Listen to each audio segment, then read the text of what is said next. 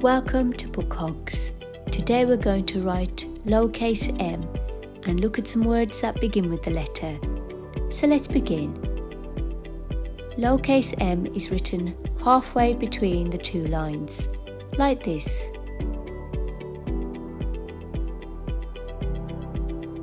Now let's look at some words that begin with the letter.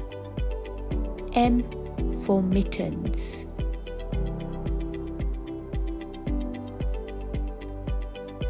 M for muffin.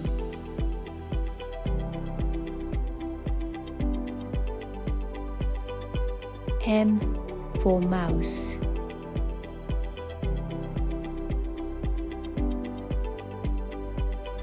M for money. And finally, M for moth.